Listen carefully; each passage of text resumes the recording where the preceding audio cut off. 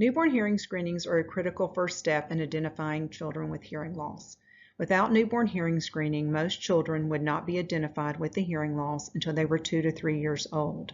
That would result in lifetime language and reading challenges. All children born in Georgia must have their hearing screened prior to being discharged, unless the parents have a religious objection.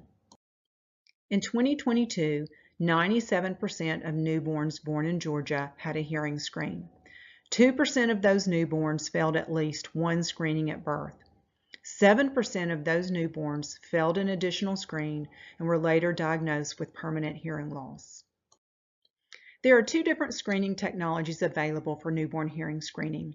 The first is called automated otoacoustic emissions, or OAE. It's a test of inner ear function. It's relatively fast, 3 to 5 minutes. However, it cannot be used for newborns who remain in the NICU for 5 days or more. It can result in a higher fail rate than the AABR. The second technology is automated auditory brainstem response testing, or AABR. It's a test of the entire auditory pathway. It takes a little bit longer, about 10 to 20 minutes. However, it must be used for newborns who remain in the NICU for 5 days or more. It typically has a lower fail rate than the OAE screen. Any child who remains in the NICU for 5 days or more is at a higher risk for hearing loss and auditory neuropathy spectrum disorder, or ANSD. Otoacoustic emission screening does not test for ANSD.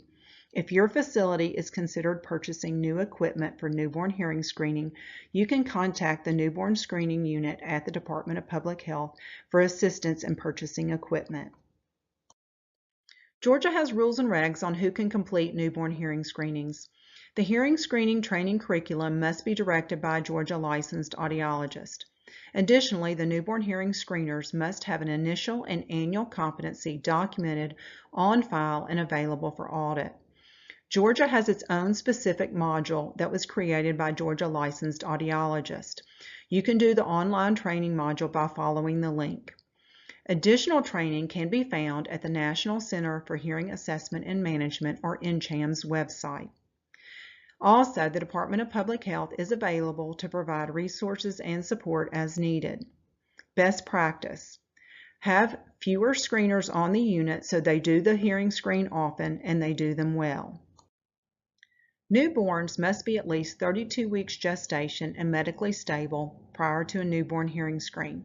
They should be at least 6 hours old, with 24 hours old being optimal. They should be sound asleep or at least calm.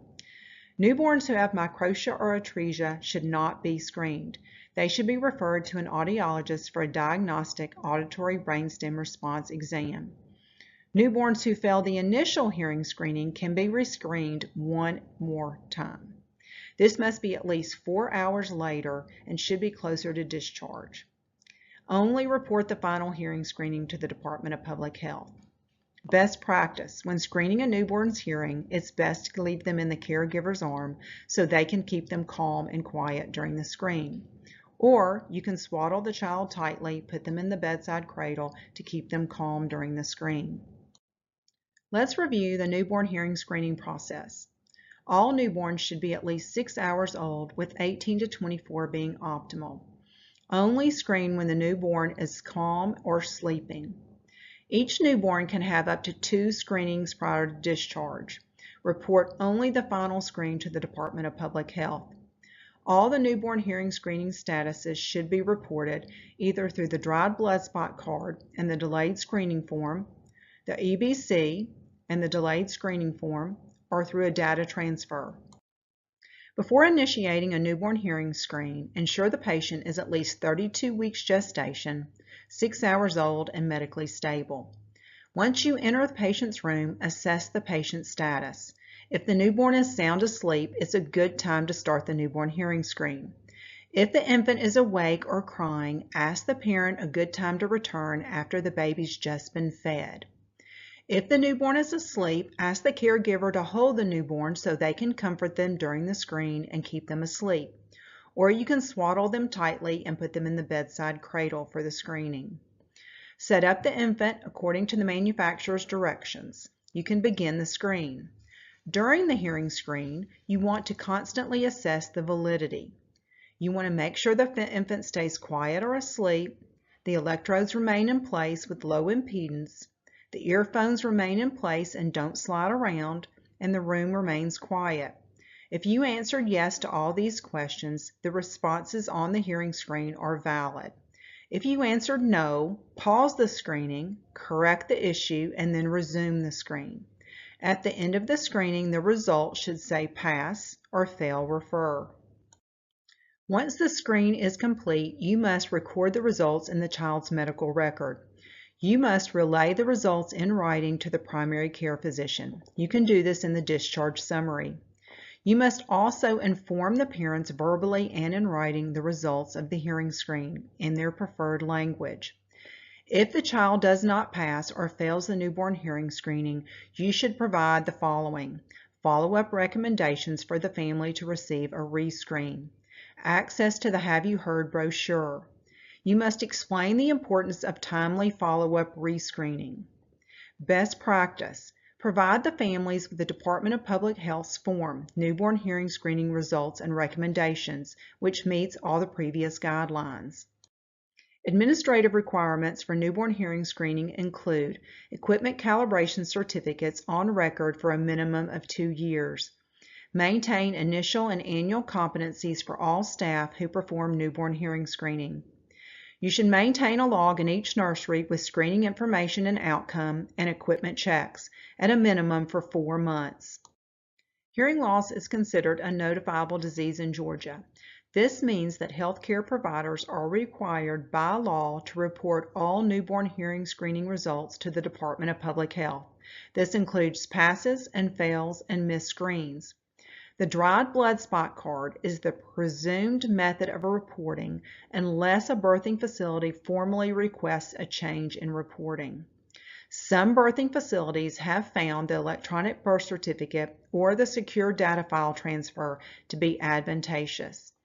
If your birthing facility would like to change their reporting method, they can contact the newborn screening program to initiate the change. Let's discuss the 3 different reporting options. The first is the dried blood spot card. On the lower left side of the card is this area where you can fill in the hearing screening results. This card is typically mailed to the lab at 24 hours. Many times the final newborn hearing screen has not yet been completed. This means you will need to fill out an additional form, the Delayed Screening Report form. This form should be faxed or emailed to the Department of Public Health. The second method is the electronic birth certificate. In the birth packet, there's an area to fill out for the newborn hearing screening results. The EBC is typically transmitted 3 to 5 days after birth. Most hearing screens have been completed by the time the EBC is transmitted. However, if you have a baby that has a newborn hearing screening after the EBC has been transmitted, you will need to fill out the Delayed Screening Report form. The third method is the CSV file. This is equipment download with the hearing screening results that is sent to the Department of Public Health weekly through a compatible CSV file. Each birthing facility has only one designated reporting method for hearing screening results. It's important to know which method your facility is using to report the results to the Department of Public Health. Let's discuss the advantages and disadvantages of each. The dried blood spot card is the presumed method unless your facility has requested an alternate method. It has a reliable transit, is typically sent off at 24 hours, and uses minimal extra steps to fill it in. However, many children have not had their final hearing screening by the time it's mailed to the lab. This means you will be filling out many delayed screening report forms. These are time intensive. You run the risk of your staff failing to report these results. The next method is the electronic birth certificate. Again, a reliable transit method, minimal extra steps to fill in the birth packet. It has fewer delayed screening report forms because it is not sent off till 3 to 5 days after birth, and most final hearing screenings have already been completed. However, if the birth clerk is not properly trained, there is a risk of inaccurate information being recorded on the EBC. Delayed screening forms will still need to be filled out for any child seen after the EBC has been submitted.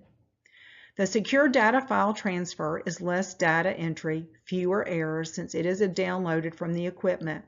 There's no need for any delayed screening report forms. However, it does require the facility to have the IT involvement with the Department of Public Health to set up the transfer, and your staff do need to perform a weekly download of the data. There is some confusion on when to fill out delayed hearing screening forms. If your facility used the dried blood spot card reporting, you will need to fill out a delayed form every time a final screen is completed after 24 hours.